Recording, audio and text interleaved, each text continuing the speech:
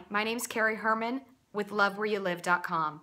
I'm a broker associate over at Cooper Sotheby's International Realty in San Antonio, Texas, and I've been selling real estate for about 12 years now. And the purpose of these videos is to share a little bit of my insight with you. I can't tell you how many houses I see where I find a lot of deferred maintenance. And what that does for the buyer is it sets in their mind that, wow, if they didn't paint that ceiling, what else did they not do that I can't see right now? So it raises a lot of red flags, and usually it's just one or sometimes as little as two red flags that the buyer will see before they say, we're either going to lowball, or this house isn't worth what they're asking, or they simply walk away.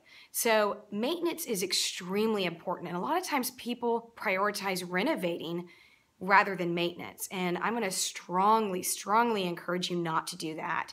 In fact, when you've got some extra funds and you do want to renovate, I'd encourage you to go so far as to hire an inspector and see what other issues might be going on with your house, fix those first, and then get to the fun things. It's not always fun to do that as the homeowner, but it's the smarter financial move for you.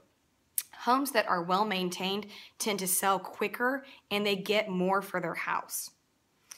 So when we're thinking about what maintenance items we want to do, first impressions are everything. So you want to focus on the outside of your house. A lot of times a buyer will sit outside when they're either waiting for the realtor to show up, or they're waiting for the realtor to get the key out, or sometimes they even drive by before they even ask the realtor that they want to see the house.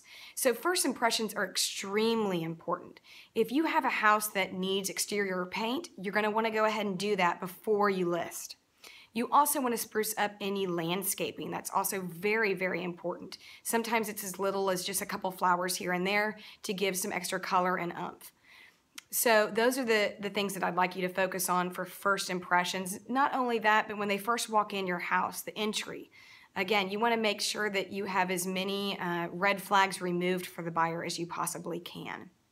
The other thing for maintenance is you want to think about deal breakers. Sometimes if a house needs a new roof or it needs extensive foundation repairs, the buyer will walk. And our job is to make sure that we get you as much as we possibly can. Now, if you go into the sale and you say, well, I'm not going to replace the roof prior to selling, I want the new person to pay for that, that's fine, and we can certainly work around that. But beware that the new buyer is going to look at not only the expense of replacing the roof, but they're going to ask you extra for hassle that they have to go through to do it, and extra costs in case there are hidden repair items that when they dig in and have to replace the roof, that oops, the roof decking also needs to be replaced. And these are things that the buyer is going to expect you to pay for.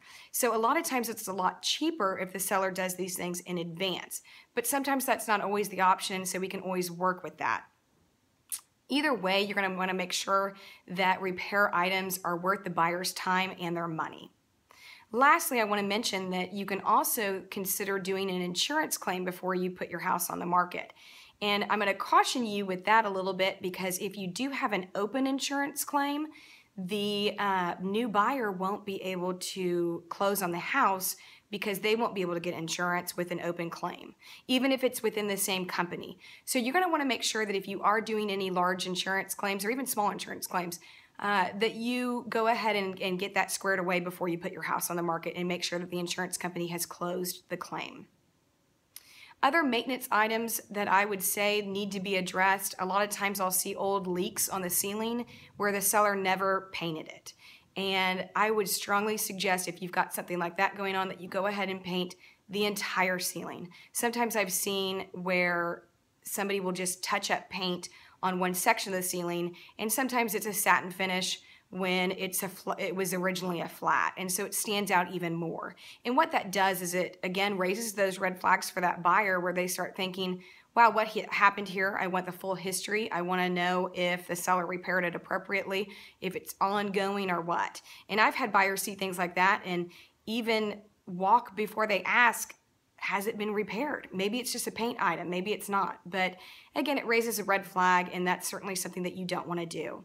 Another easy repair item that you can do is replace broken window panes. I've been in a lot of homes where there might be a crack in it, and it's not very expensive to replace window panes, but it's one of those things that again raises that red flag for that buyer, where they say, wow, these people didn't even replace a simple window pane. What am I not seeing behind the walls that they didn't fix?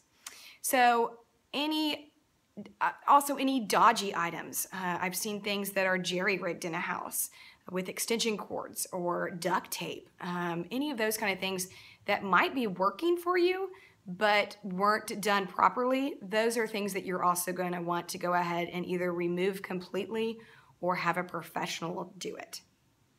And on a personal note, I took my 2 daughters in to preview a house this week, and we were walking through the house, and I was telling them, hallway hands, don't touch anything, good God, don't break anything. And we were walking through the house, and we went down into the den, and right under one of the windows was a rat trap, and it was one of those spring-loaded rat traps, and it was one of those large ones too, where it could break a finger or a foot. And my 3-year-old daughter goes walking up to it to look out the window, and I'm yelling at her, get away, step back, it's a rat trap. And of course she didn't know what that meant, but it was one of those funny experiences that you were horrified that your daughter was going to get severely injured. But also, as a realtor, I started looking around going, am I gonna see a rat? So another thing that would be great would be if you would remove rat traps. And let's be honest, I sell a lot in old areas and they're everywhere. So, you know, if you have them, certainly work hard to get rid of them, but you're not alone. So sometimes people say, gosh, if you have rats, or I'm sorry, if you don't have rats, then it's simply because you don't know that they're there. So always be aware of rats, get that taken care of, and don't leave rat traps out when you're trying to sell your house. Lastly, I wanted to let you know that I'm going to send another video email out here in about 2 weeks where I'm going to discuss negotiations. That is one of my strongest suits as a realtor, and I'm going to be proud to pass on some of that insight for you. So I'm going to have a lot to say about that. As always, please keep in touch with me. That's the whole point of these videos. I want to stay in touch and I want to see your faces and know how you're doing. So please reach out to me, let me know how you're doing. And as always, if you know anybody who's looking to buy or sell real estate, please reach out to me and let me know how I can help. My business is certainly built on referrals. I hope that each of you are having a wonderful day. Looking forward to spring. And again, I hope to hear from you soon.